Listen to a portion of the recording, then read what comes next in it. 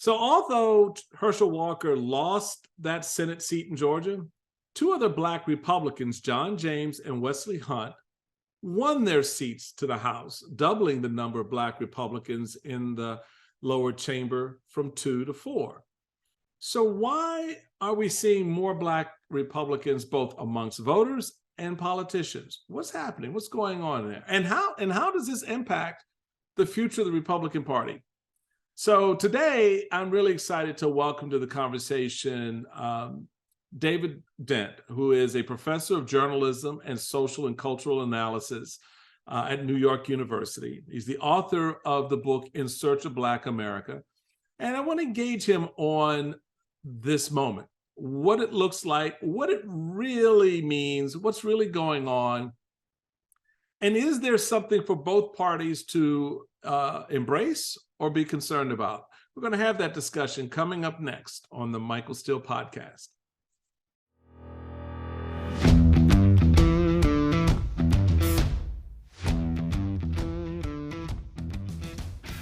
Well, everybody, I'm so glad you could join in on this conversation with my guest, David Dent. This is something I've been looking forward to. I told him before we got started that I had been reached out to about him and something he had written, and I read it, and I was like, I got to get this brother on to talk about the state of and development and growth of Black Republicanism, and the piece that we specifically read and referred to was this piece you had in the Rolling Stone, Why Are More Black Men Voting Republican? We'll get into that. But first, let me just welcome you, David, to the conversation, man. It's so good to have you on board. And given the way you've approached this, and how you've kind of looked at the narrative, what is your 3,000 foot view of the state of republicanism, and then of course this little crazy niggly thing that's been around since the late 1850s with Black Republicans? Both are really interesting. I think the long-term picture of the GOP, we've been saying for years, years now, Donald Trump, that's it. He really blew it this time. Donald Trump, that's it. And I think maybe we are at a point, kind of perhaps with the rise of DeSantis and others, where that is it for Trump's influence. I'm not sure we can say that with much confidence on some level, though, when you really look at the polling. And while he doesn't carry a majority of the American public, he does carry a significant number of support from a significant number of people in the Republican Party now, which, of course, as we know, creates headaches for the leadership that wants to desperately move on beyond Trump and Trumpism to some extent, so the party can genuinely expand. So I think that that's one thing that really clouds the capacity of really seeing what is the long term. Right.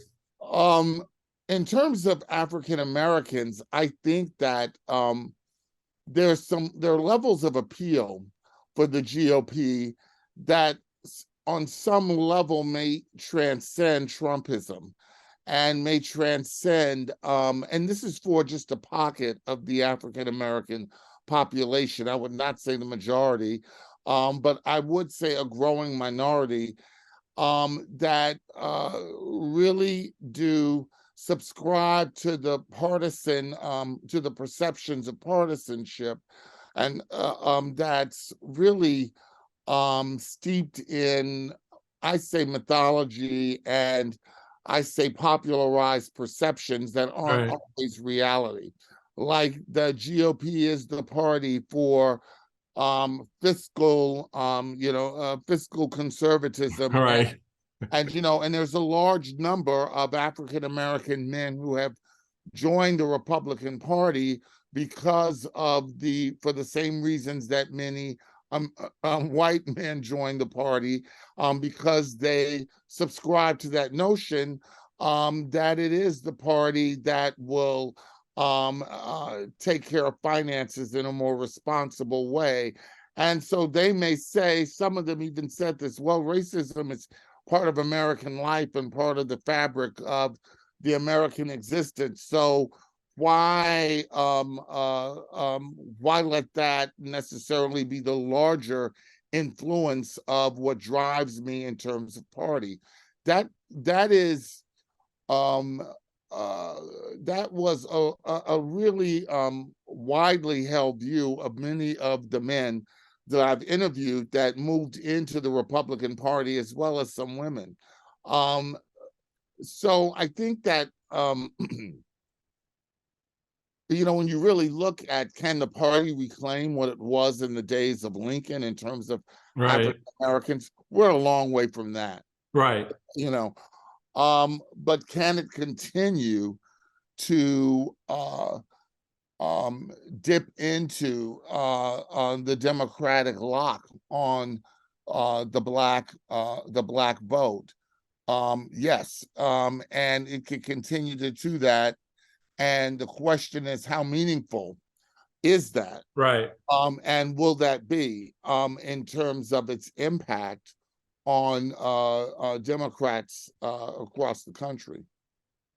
I mean, I think you lay out a very interesting case for caution here. Let's not get over hyperextended about jumping on Black folks suddenly now becoming Republicans. It reminds me of when I got elected chairman, and one of the members after my election, while I was going back into the hall, came up, gave me a big hug, and said, "Oh, I'm so excited! This is such a wonderful day. Now Blacks will join the Republican Party." I'm like, no, they won't. They're not going to wake up tomorrow and go, "Oh, they elected a Black man chairman. Let me go out and become a Republican." You got to do the work. You're going to have to put in the time. And there's a lot of noise right now about seemingly around the efforts that the RNC and others have made to attract the Black vote. I say opening up a center in a neighborhood is not the same as actually engaging on Black issues. And certainly catering to sort of the machismo that exists within the Black community the same way it does within the Hispanic community, again, is not engaging on the issues that are going to result in long-term solutions. You make the point, I think absolutely correctly, that Black men joining the party around this notion that we're the party that's going to protect their pocketbook and going to advocate for fewer tax dollars and less government regulation. Well, we ain't done that shit in a long time. I mean, we just haven't. I mean, I can actually point to the last time it was done. I was chairman of the RNC. So there is a very long stretch of road that the party is kind of moved away from, that I don't think. And again, look, I believe in the validity of the system such as it is, and ways you can make it better by making sure that everyone gets to play on all sides. But we've got to be honest about what the play is, and we've got to be honest about what happens once you get inside. Yeah, exactly. And, I think that is what's interesting to me is that I think in terms of partisan choice, that Americans, regardless of race, are vulnerable to really the perception set forth by the better marketers and the Republicans market much more, I would say, often are better market Right. party in a much stronger way than the Democrats do. So the creation of a perception of a party to do the things that they don't really do. But yet when people embrace the notion that's that reflects reflects that marketing, that really is what we see now. Mm-hmm.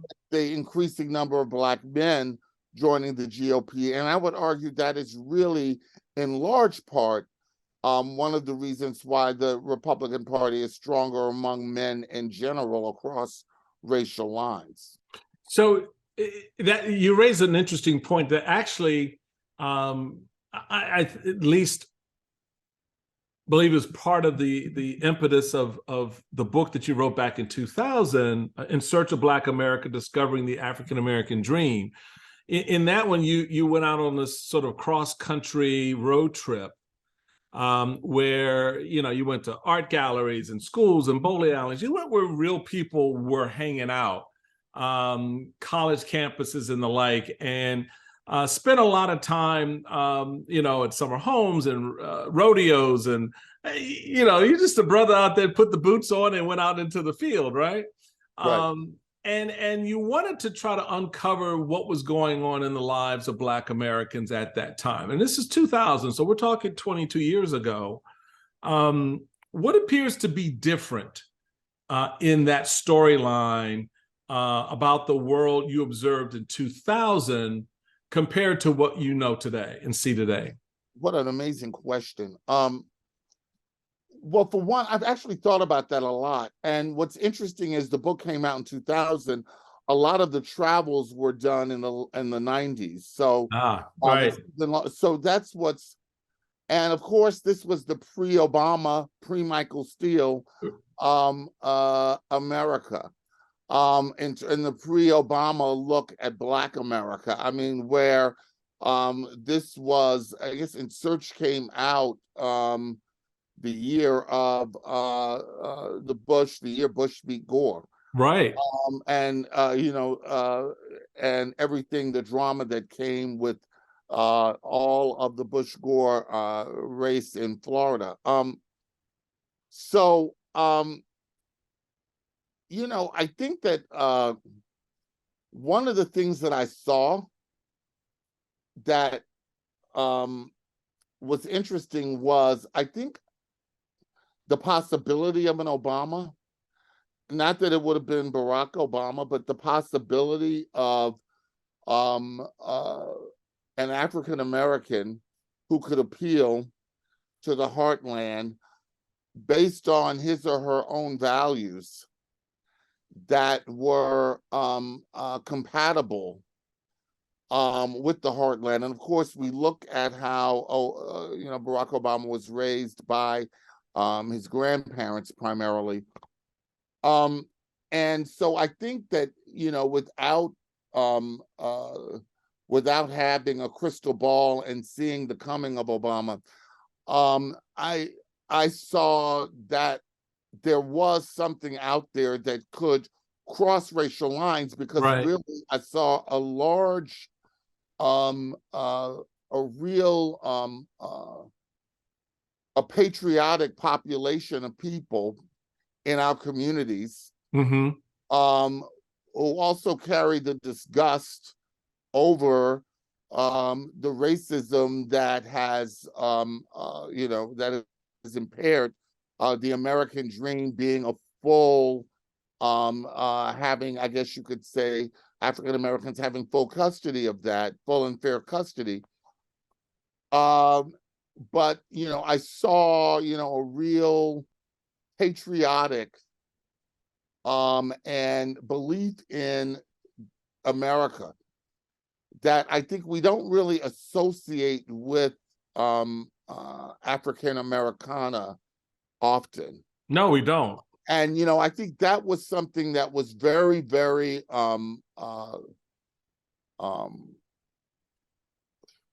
so apparent across certain lines too. I mean, that from working class African Americans, the working class, upper right. class, or upper income working.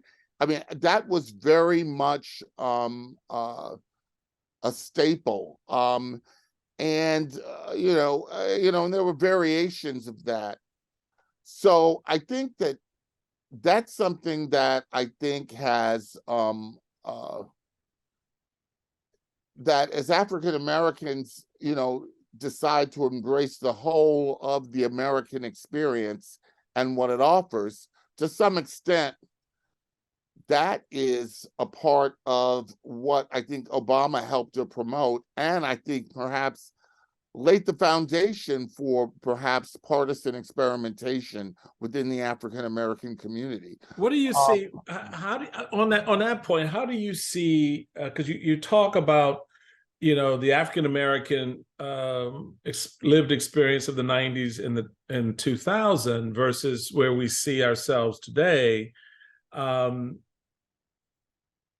you mentioned a little bit ago that among especially probably African American men, the attitude is like, okay, I relate to this idea of economy and wealth creation, and this party is going to deliver that.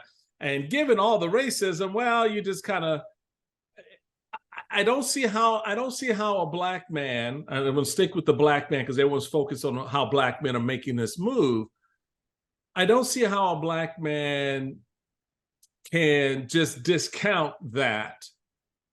I certainly don't inside this party, knowing when I stepped into it what is latter 20th century history had morphed into after the Southern strategy and things like that, with the desire to call it out, expose it, and change it, not accept it, not be, well, that's just part of the game. How do they reconcile that? Because I would think that only works up to the point that you can't get a loan, move into a neighborhood, or expand your business because of race and racism. It's fascinating because I see that and agree. I think part of it, first of all, there are people who look on the other side or the Democratic side, right, and see that this perhaps is pre-Obama, but even not necessarily from the eyes of others, and see that there is racism in terms of the distribution of resources. I mean, even with an African American chairman of the DNC, the rumblings I've heard from African American Democrats and African American voting rights activists and people who were really involved in voter turnout, some in Wisconsin and Georgia, there was a lot of rumbling about the way in which the DNC distributed resources, right, and the way the DNC was appealing to the African American community. And even some of the idea that the party was trying to not was trying to play that game that was played pre-Obama, and showing that we're not that, we're not a black party, we're for everybody, in order to try to make the party appear comfortable for the white working class. Right. Which I mean, there are a lot of rumblings about that within the Democratic Party. So I think that it is the idea that among some, and to me, I have the same reaction that you do in many respects, that I don't see how you can stomach some of the stuff that came with Trumpism. And as a matter of fact, there's someone I interviewed for this piece who you might remember, Reginald Grant, who was a delegate at the 2016 Republican convention, and he was all ready to rock and roll with the GOP. And 4 years later, after witnessing reactions to George Floyd, reactions to protest, and all of these things, he said, I'm out of here.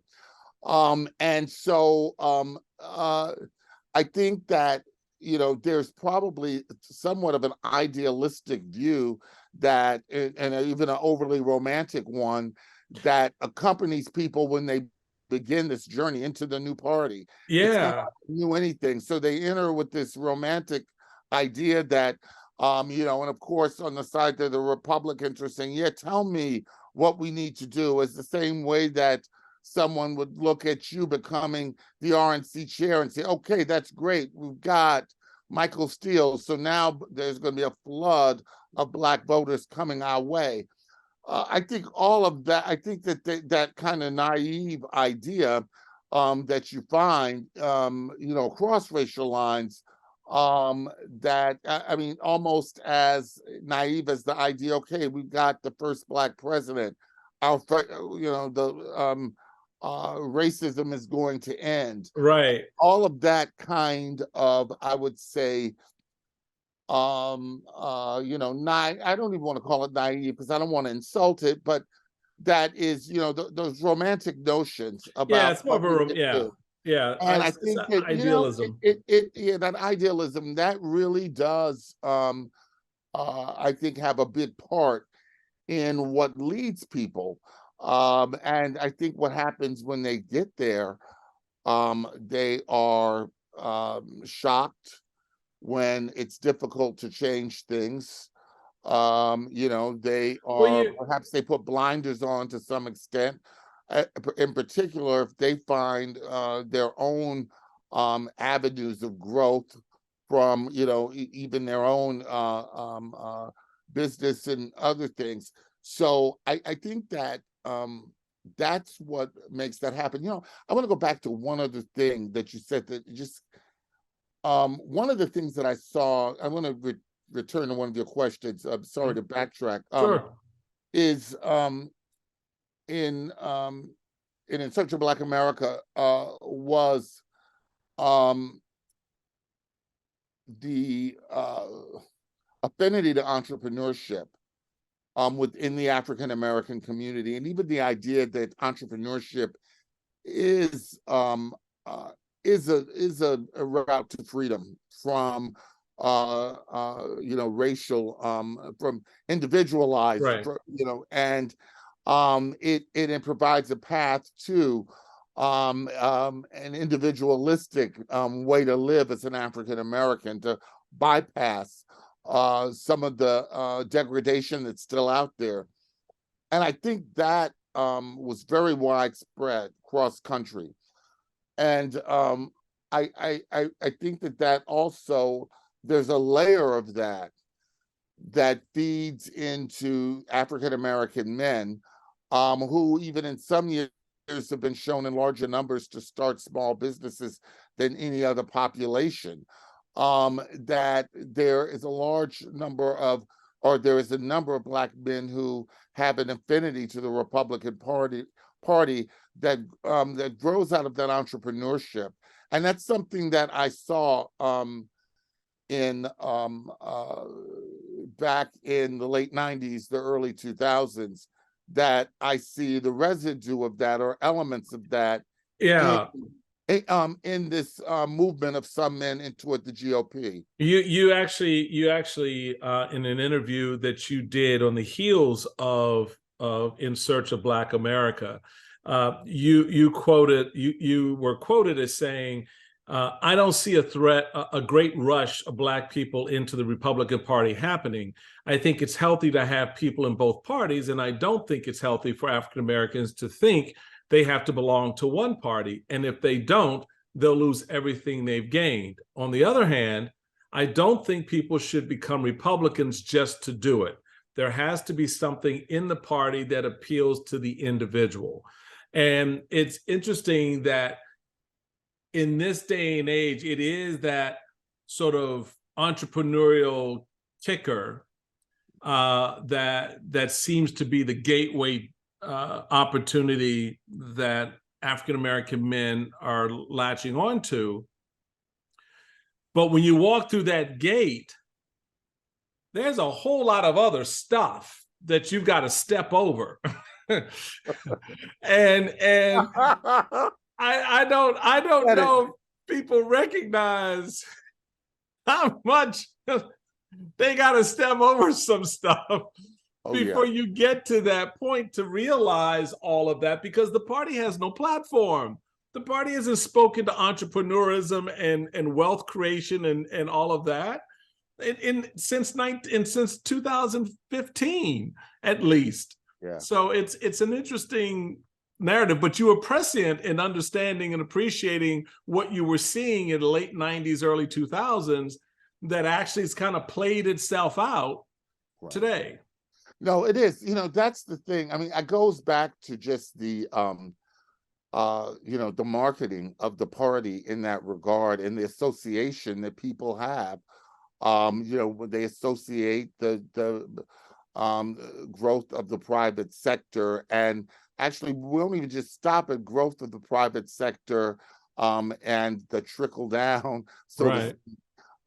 That is something that is associated out of in a popularized way. And that's the thing that pulls people in. Um, and it's interesting because it's not just this small population of Black men who are leaving the Democratic Party who are arrested by that idea. I mean, you find that among many whites who are there. And, I also think that another population, and this is moving away a little bit from just Black men, but when you look at the Obama-Trump voters, those voters who voted for Obama and then Mm-hmm. Trump, which in some of the polling shows that they had a stronger liking to Obama than they did Trump. But nevertheless, many of them are drawn to figures, and for them, and there are Black men, some who told me who like Trump, younger Black men, who have this feeling about Trump that's very much very much in praise of his, the machismo, Right. and all of the just the kind of tell it like it is, all of that. How did they rationalize when you, because in the piece that you wrote for Rolling Stone, you talked to a number of men, and you also make the point out that in the Georgia gubernatorial race, for example, 94% of Black women voted for Stacey Abrams, but only 86% of Black men did. And you're seeing that that throughout the political system, you're going to talk, according to AP Votecast, also found that 14% of all Black voters cast ballots for GOP congressional candidates, compared with an overall figure of 8% in 2018 and 2020. Now, it's presumed that a significant portion of that 14% were the Black men who came out and voted that way. But it's interesting to see how Black men are dissecting the politics. In other words, different from the women in the community. And what does that mean, and what could it potentially lead to for for both parties? I think you hit on something really that was a little even premature in my piece, that we have to begin to look at, is this trend going to spread to Black women in any way? Mm-hmm. Because clearly there were more, not many more, and definitely not in Georgia. I don't think, but I mean, Mm-hmm. again, a lot of the numbers are, some of them are preliminary and not as, they'll have a stronger, with later numbers, of course, always provide a stronger view. But it does appear, based on exit polling from across the country, that it's clear that there was a larger number of Black men going Republican, but it also seems that in some states there were a larger number of Black women, Right. or either combined with more African American men and women who stayed home.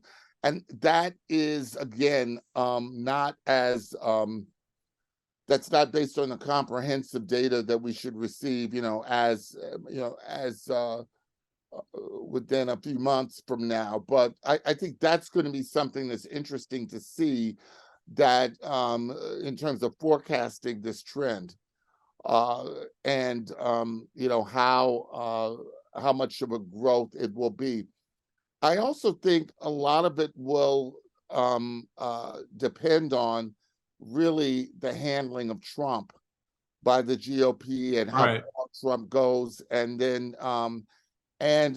to when you also will look at DeSantis, who does not have a record that when you really begin to dig in, of course, and you look at the way in which his reaction to incarceration and voting, that he also is, despite his differences with Trump, he is very much a product of Trumpism in a lot of his. Yeah, but you're going to find, I bet, with someone like him, that, and as we've seen this with other candidates or Trump-style candidates, is they don't get the benefit of the doubt the way Trump gets it. So while Black folks will, not going to speak broadly here, while those Black men specifically who think Trump is all that in a bag of whatever, they may not feel that way about DeSantis. So they will hold him to a standard that's very different from the one they hold Trump. Agree. Very good point. Yeah. And, so I think that is going to be an interesting, that's what makes this a challenge to really to forecast. And then, of course, looking at this on the presidential level, is what's going to happen with the Democrats. And, I talked to what will happen with Biden. Right. And will Biden be able to market what he's done? I want to hold that thought. Because I want to get into that a little bit more. We're going to take a quick little sidetrack here because I got to make some people happy. Okay. And when we come back, we're going to finish up our conversation with David Dent, who is professor of journalism, journalism and social and cultural analysis at NY University, New York University. And I'm really enjoying this because I got a little follow-up question for David when we come back right after this.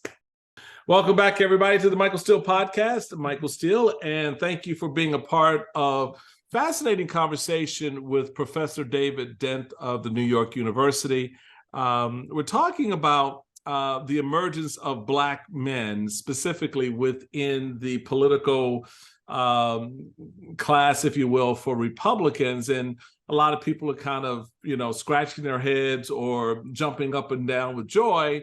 Either way, it presents some very interesting data and conversation around what trend lines we should be paying attention to and what it potentially means. From your analysis, Professor, what do you think this means for the future of the party, potentially, given what we've already laid out? Like I said, it's great to come into the room. Let's step through the door. But when you step through, you got to step over, your grandparents came from shithole countries. They're fine people on both sides. David Duke, I don't know David Duke. Oh, yeah. Oh, dinner with Fuentes and Kanye, talking about, embracing Nazis and anti-Semitism. How does this play out? There's so much that smells. I mean, it yes, really it does. I think that my idealistic answer to your question, right, would be that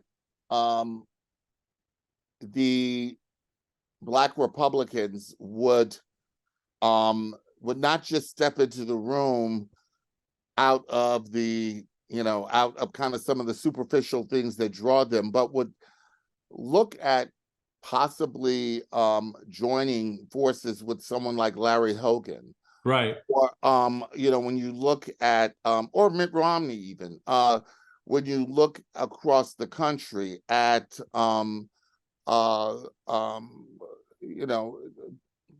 members of the party, maybe even partially in the spirit of the late John McCain, that would try to look at refurbishing that piece and that part, because this country needs more than one party. Right. I mean, it really we really, and not just for, African Right. Americans. I think we I need mean, more for than us, two. Yeah. yeah, and that's another line of discussion too. Right. But that there's spaces within the party.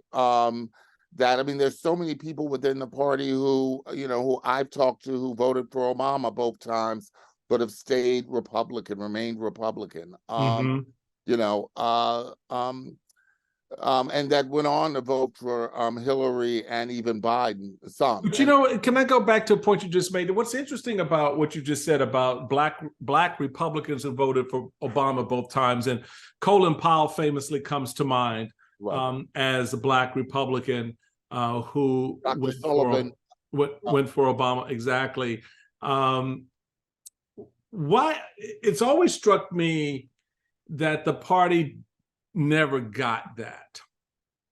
They get it when a white Democrat decides to become a Republican, or a black Democrat decides to become a Republican. They kind of shut down when the opposite becomes true, and not really try to understand what Colin Powell was saying at that time.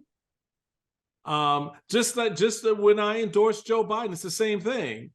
And yeah, I get it as a national chairman I guess it's a big deal for some people, but they were missing the point of what I was saying about our nominee, which was he's unfit for office. Run away from this. Do not engage anymore. Danger, Will Robinson, danger. Yeah. What is it about the party that because I think in the arch of this conversation, that is going to be, among some other things we could probably get into, a big problem, because they don't know how to reconcile that piece, that black connection to one of our own achieving that kind of opportunity and success. We just don't see that. Oh, that's a party moment.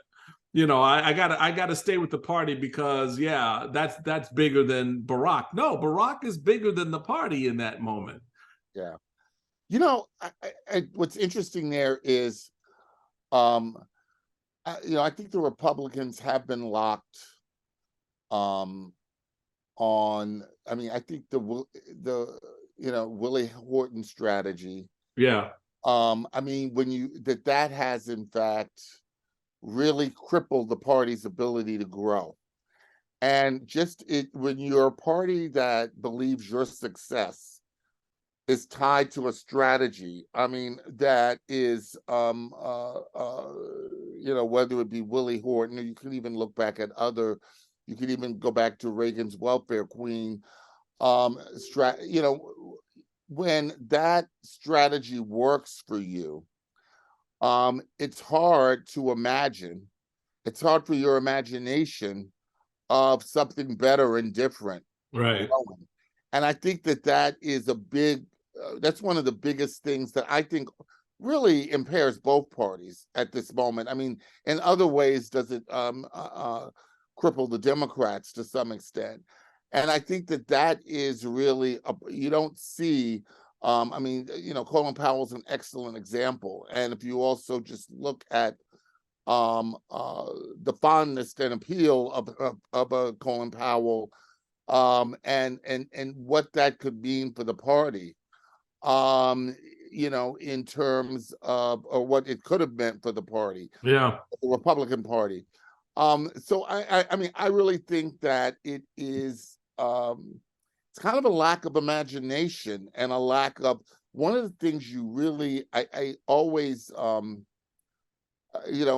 always credit Barack Obama with, is after reading Dreams from My Father, and there's a section in the beginning where he talks about his grandparents not being New England transcendentalists, and his grandparents, not being,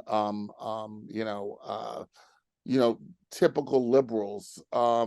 but they were able to embrace him and raise him, and also embrace his father to some extent. I mean, there's was been debates about that a little bit, but and that I think had a part of Obama's imagination to see the possibility Right. of that was, I think, really, and people I've interviewed in Iowa about that for another project I'm working on.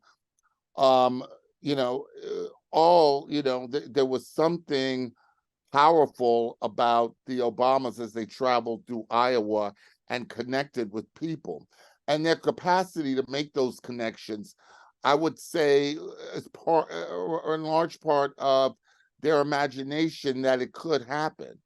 When, as you know, probably we both grew up in a time where the question, will there ever be a Black president, was a question to ask. Right. And so I Now think, it's, will there ever be a Black president again? right, right. But I think that it's that kind of imagination in politics. Now, there are limitations that we could see in the Obama presidency, in over trying to reach across this aisle and all of that. But just having the vision to go beyond our normative thinking, Right.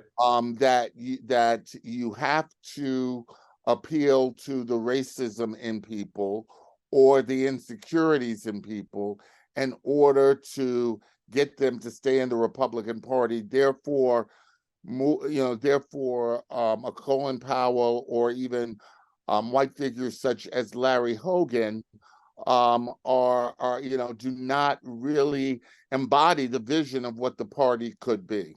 So that brings me to one of the moments during my chairmanship where there was some considerable discussion and debate, and of course, like Reagan in his debate with the State Department and the national security apparatus, when he went to Berlin and wanted to say, Mr. Gorbachev, tear down this wall. And they were like, oh, you can't do that. So he write it in and they take it out. He write it back in, they take it out. It's crazy because they forget he's the one who's delivering the speech. So it doesn't matter whether you take it out. So I had one of those moments, and it had to do with when I was national chairman, with declaring that the Southern strategy was over, that the party would no longer adhere to a strategy in which we would make a direct appeal to white Southern men. In fact, the goal would be to broaden the scope of that appeal to include everyone who calls themselves an American. And we would accept Republicans where we found them, as we found them, not creating them in our image of what a Republican or a conservative is, but accepting their definition of how they're living their lives and their experience. And there was a lot of, oh my God, there he goes, he's not a conservative. What the hell is he doing? I told you he couldn't run anything. And I listened, and I went to the National Press Club and gave my speech and said that very same thing. So I'm curious as to, because you talk about kind of, pushing outside from the sort of the normative to sort of create an opportunity. Many of us have tried that, some more successful than others, some having the opportunities that, that I, not having the opportunities that I've had to do it. How would you assess the first Black chairman of the Republican National Committee? Good question. I think you taught us a lot. Now,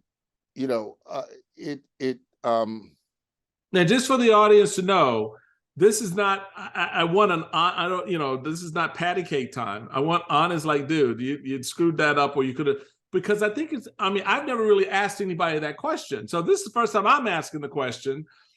objectively to hear how others saw what I did or tried to do outside of the Washington bubble. I'll be totally honest. I mean, I saw it as a milestone.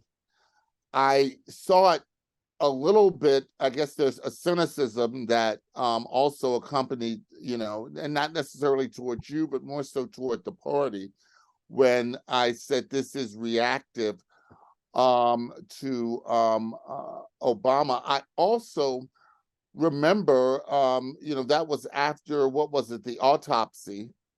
Oh, no, that wasn't. No, that was before. The autopsy was after I left, right? Came after you left. That's right. It came after you left. I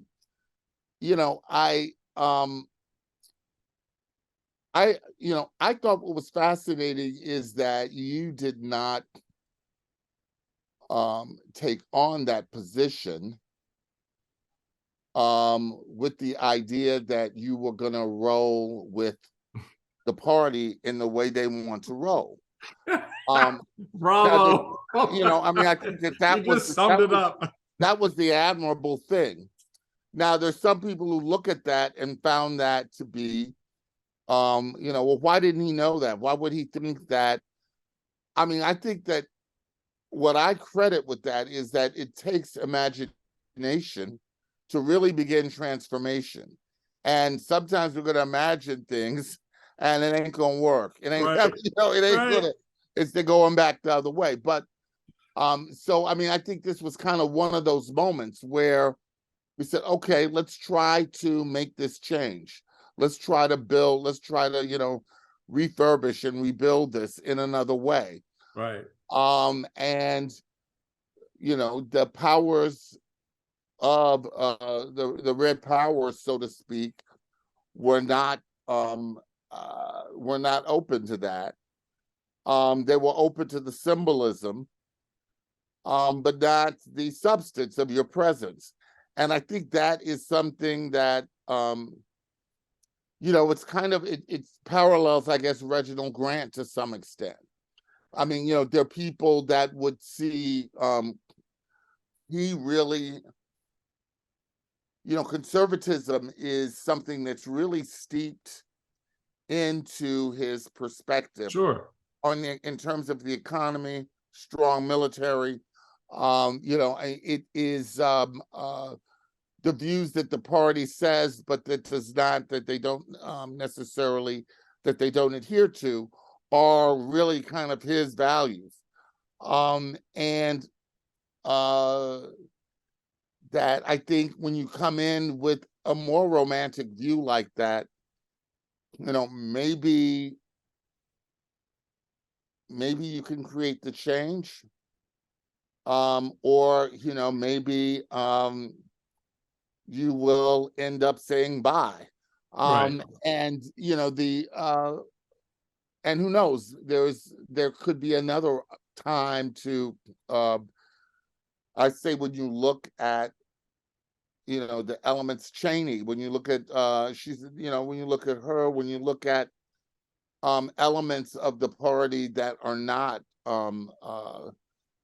reduced to kind of the Southern strategy, the racist, right, that want to go forward in another direction. The person who can mobilize that part and really is going to be a political figure to be remembered in history. If that happens, that's going to be transformative. I mean, if you look at different moments of partisanships, whoever does that is going to really, and I think there is room for that. The formula is tricky at this point, but I would not say never. Right. Well, I don't say never. Just not now.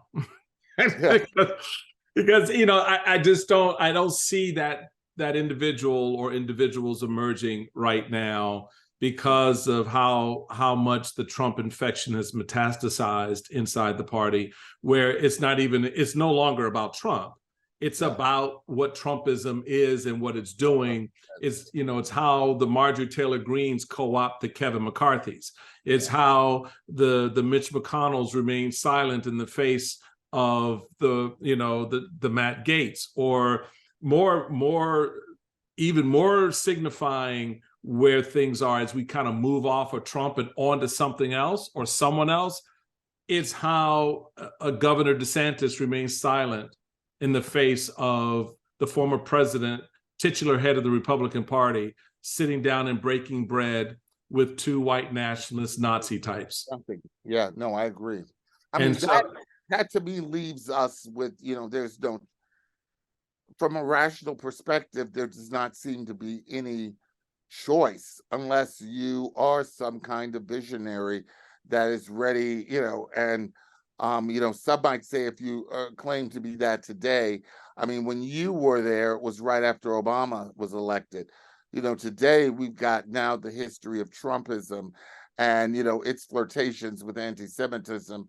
It's, what it's done to white nationalism and all of that.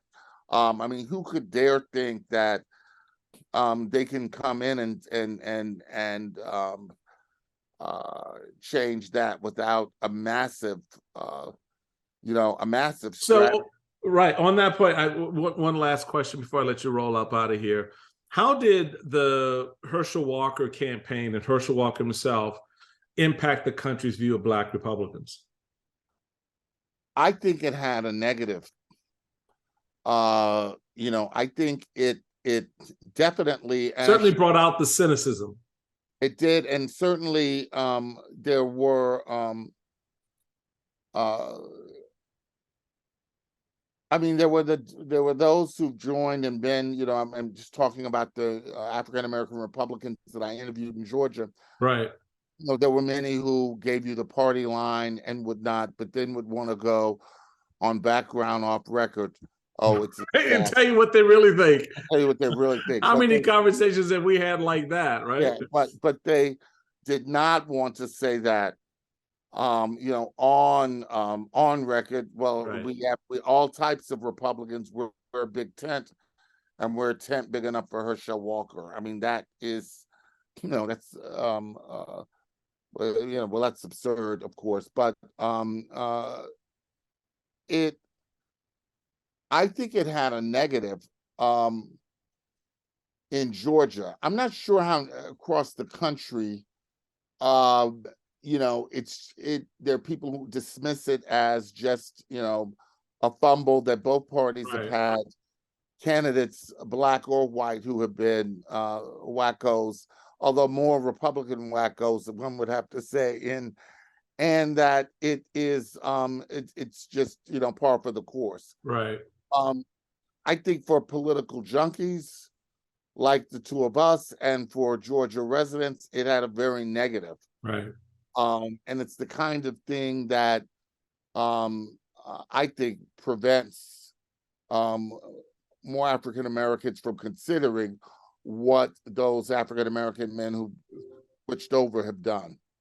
Begs the question for 2024, right? It really kind of really puts in play the vote that is becoming more and more of a swing vote for both parties.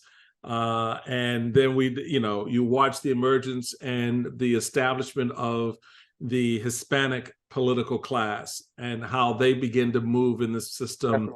It's going to create some really interesting conversations over the next few years, and a lot for individuals like you to observe and to analyze.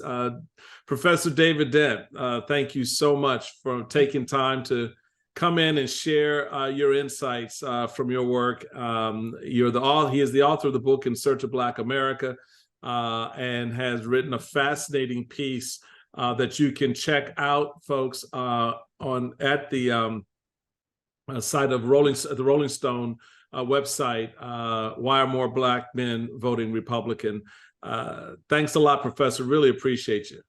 Thank you for having me. This is a great conversation. Oh, I thoroughly enjoyed it. And you can track the professor's work on Twitter at David J. Dent, NYU. Again, check out his piece in Rolling Stone. And if you get a chance, go back and grab a copy of that of his book, In Search of Black America. I think it will help put in perspective a lot of what you see unfolding today, because he had his finger on a very important pulse then, which is still beating and playing itself out 20 some odd years later. That does it for this time together, folks. Always appreciate it when you have a chance to drop in and say hello. Again, we want to welcome and thank our guest, Professor Dent, and do that wonderful thing I always love you to do, that download thing. You know, you make me feel all warm inside when you do. Check us out on Stitcher, Apple Podcasts. Follow me on Twitter at Michael Steele. Follow the podcast on Twitter at Steele_podcast. And until next time, be safe. Get ready for the holidays. It's here. All right. Don't forget that list. You got to check it off, right? You got to make sure you get it all together, because otherwise you're going to have some really pissed off people on Christmas Day, probably starting with you. So enjoy the holidays, folks. We'll catch up with you soon. Take care.